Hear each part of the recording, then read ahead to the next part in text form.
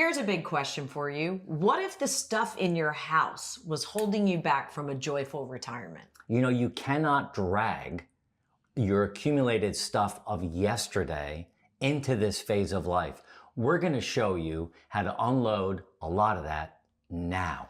Easier said than done, and we are kind of talking out of both sides of our mouth. Well, maybe you are. I'm not. Nope. It's the other way around, We'll folks. find out in a minute in this video. It's the other way around, folks. But I'll give you a funny story. So we were downsizing from one of our houses in New York and moving to our home in Connecticut. And Mark was at work, and it was about 90 degrees outside on a beautiful day in New York, and I'm in the attic trying to get rid of stuff. We had a dumpster outside, and I'm good. You know, I don't mind getting messy. I got my hair up. I'm sweating. I'm figuring it's a good workout. However, I get to a bag, and it's a golf bag. And it's Christopher's golf bag. And he's a great golfer, one of our kids.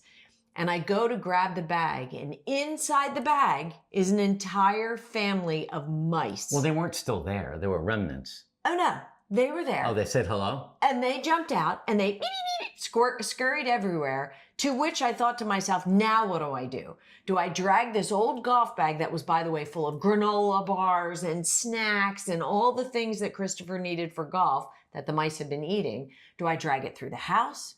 Do I shut the attic? I have mice everywhere. I'm not a good vermin. What are they called? Vermin?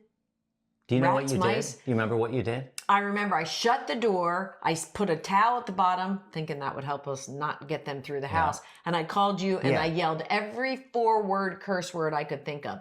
And my point to this story is this. That Jody can curse. Oh, I can definitely curse. But my point to the story is this. Nobody needed those golf clubs and all the stuff that was in it and the old shoes and everything. And by the way, the kids probably didn't even know, Christopher probably didn't even know they were still in the attic, but we had them. Well, that's a good story, Jody. Thank you for bringing that to light. I don't think I have one as good as that about you or your daughters. Well, but I would, but I don't want to embarrass you in front of our subscribers. I'm happy to hear it. Go for it, dude. No, I think we'll stick with Christopher's story. Here's the point, though. It is probably one of the hardest things for people to do, you included, is to make some people are good at it. I would say most people are not, is making a decision, we're going to get rid of this today.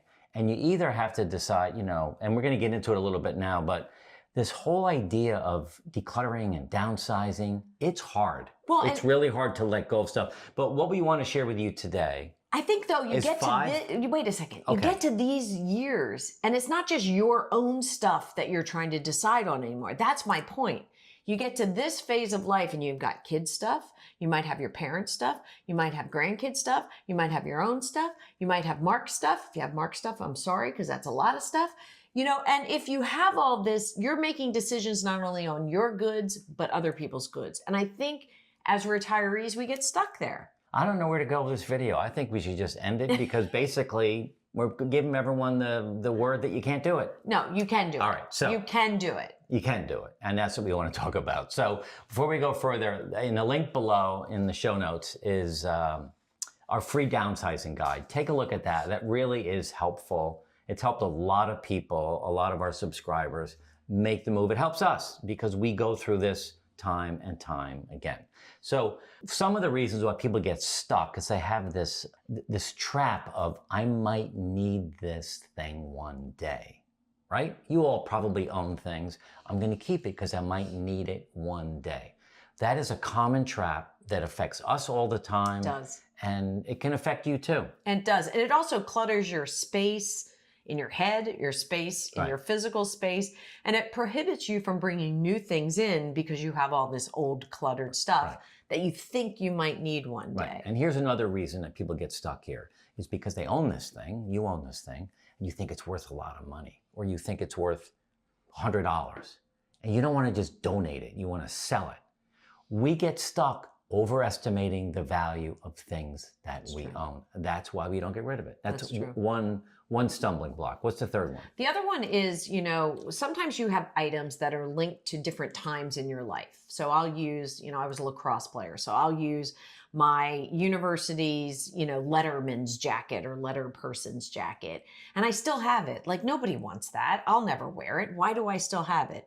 You still have your Boy Scout outfit from Well, first of all, 1960? it's not an outfit. It's an outfit. It's a uniform. Oh, it's an outfit. It's got epaulets. It's got Eagle Scout, God and Country Award, Troop 2 Mamaroneck, New York over here, the silver beaver thing. I don't even know. No, I didn't get that. But it's a uniform. It's not an outfit. It's not a Halloween costume. It's kind of a costume. You did wear it for Halloween one year. It didn't fit. It doesn't fit anymore. Anyway. But I do have the point is, my Boy Scout uniform in the closet. I just don't have the heart to get rid of it. Right. But it only takes up that much space. So it's I know, okay. but the point is, you have items in your life that bring you back to another time that you may or may not ever use. And maybe they're memorabilia to you.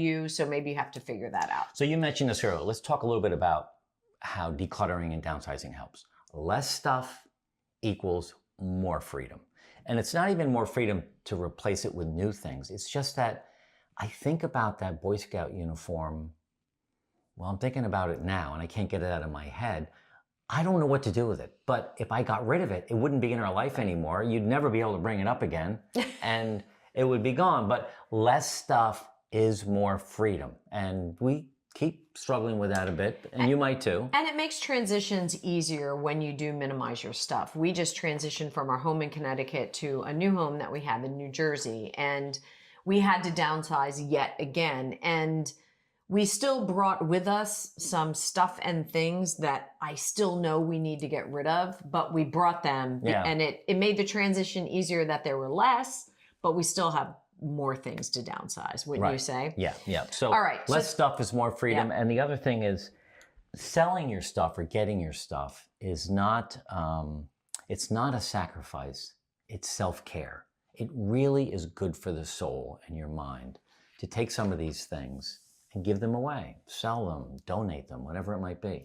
Yeah, so let's talk about some of the specifics around that. Like retirement is a chance to lighten your load. So when you think about your load, for example, you guys know we have 6 kids and Mark has a car and I have a car, and we always had that extra car. So one of the kids would train out of the city and have a car.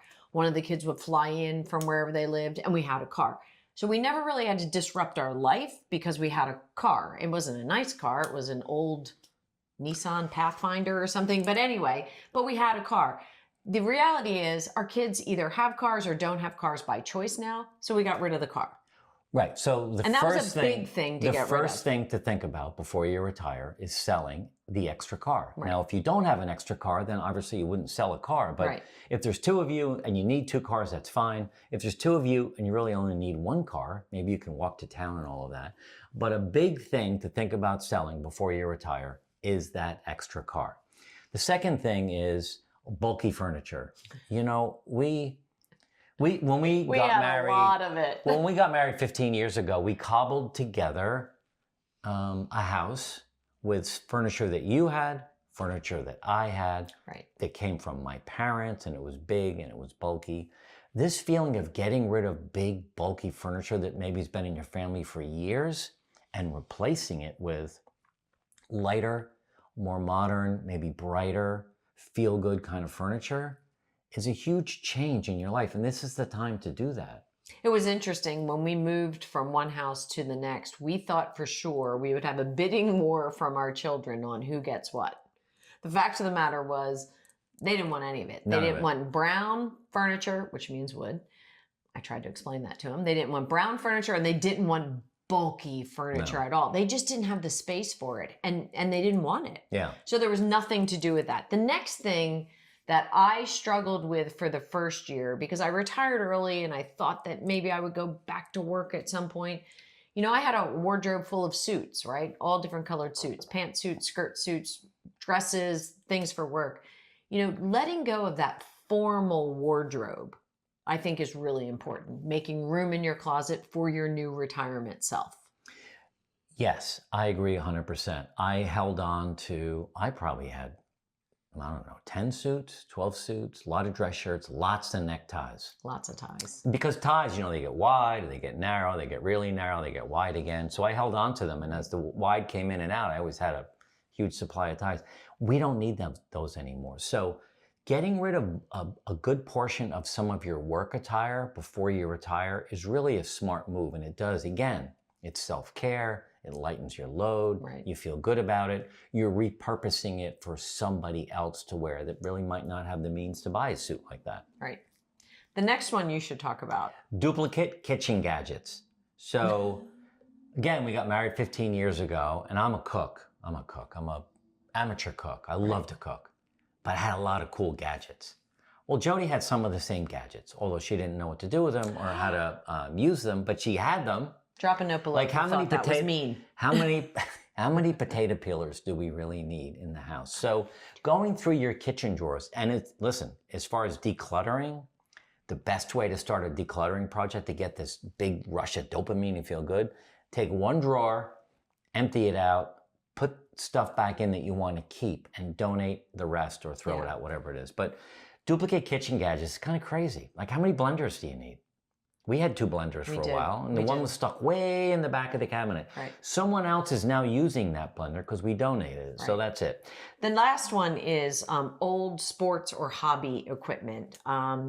So when Mark and I got married, and we're blending garages and everything, and my girls were soccer, track and field, basketball, and lacrosse, and I played lacrosse. So we had a lot of sports equipment. Mark didn't really show up with a lot of sports equipment, like in terms of team sports, but you came with a lot of golf clubs and golf bags and snowshoes. Yeah. That we never used. Wait, rock climbing? Rock climbing equipment that we never used. If I had that today, we'd be rock climbing tomorrow, for sure. Not sure what, maybe on the side of the house. I was going to say, where in New Jersey would we rock climb? No, it's true. Getting rid of old sports and hobby equipment makes sense. You hold on to it because you think you need it. Right. But you're never going to, your lacrosse stick, your lacrosse uniforms, the helmets, you don't need it. Yeah, well, women didn't wear helmets, but yeah. You didn't wear helmets? No. Oh, what'd you wear? Face guard and mouthpiece. Oh, that's it? Okay.